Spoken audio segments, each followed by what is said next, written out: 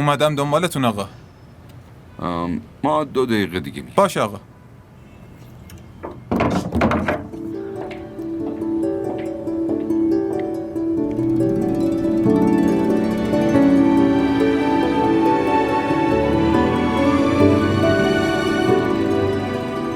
با خوشگلی داغونمون کردی. داغون نه، سوختیم، بدم سوختیم مامان. ایوا، اینا رو از کی یاد گرفتی؟ ناراحت نشو، من بهش یاد دادم.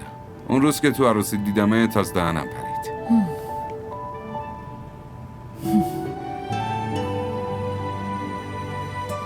ماشین اومد؟ آره بریم رو. بریم. بیا. از دستم ناراحتی؟ ناراحت نیستم. لامپا رو خاموش کن. بیا بریم. بدو.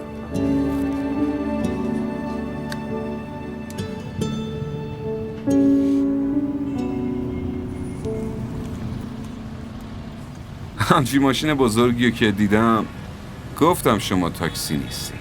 دانیال ساکت باش. آخ، خب راننده قبلیه چی شد؟ دنبالش میگشتن. دانیال لطفاً. اوه کیف پولمو یادم رفت تو شلوار اداره است. خب مشکلی پیش نمیاد. میخواستم براشون گل بخرم. همین. گل ما رو میخوان چی کار آخه؟ به نظرم اشکال نداره. بفرما. گل همه چی کار میکنه؟ از رو رسم میبرنش دیگه. تو که پول باهات هست ها؟ آره. پس دیگه مشکلی نیست.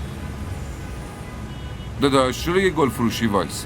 چشم. یعنی دکه گل فروشی. مغازه گل فروشی منظورته؟ به انگار لیسانس هم داری ها؟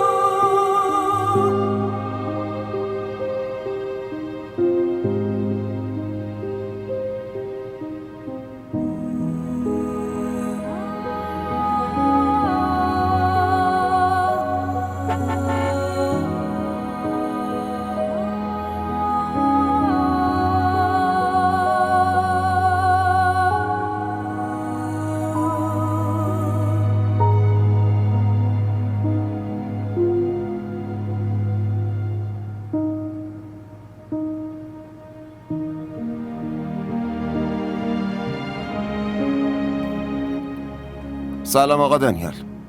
قدم رو چشممون گذاشتین تشریف بردین. سلام مهوش خانم. امشب بی‌نظیر شدین. این گلا برای شماست. ممنونم. آقا روحان، تو از همه خوشگل تر شدی. حالت چطوره؟ من خوبم. بفرمایین لطفا. بفرمایین بشینین.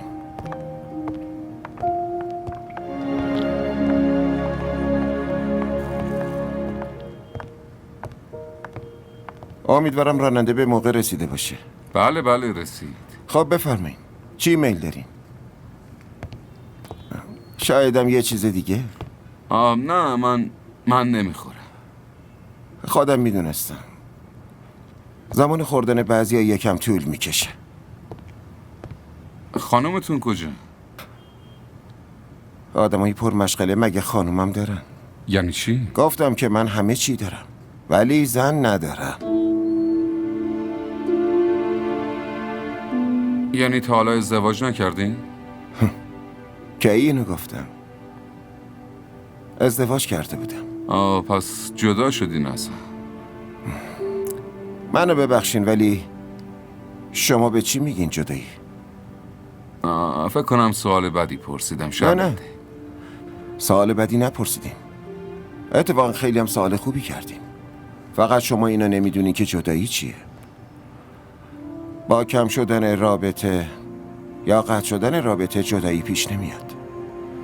جدایی که با نبودن دلا پیش هم پیش میاد. در اصل جدایی ها به این میگن. مردم با هم دیگه میرن ولی با هم نیستن. بحث رو عوض کنیم. منم که عجب احمقیم من. نباید همچین شب قشنگی رو با قصه خراب میکردم. ولی میدونین معتقدم اگه یکی دو قدم باهات اومد و ولت کرد باید ازش تشکر کنی. اینطوری از یه مسافت طولانی نجاتت میده. برای همین هر وقت با همسرم حرف میزنم ازش تشکر میکنم. ممنون خانم، خیلی ممنون.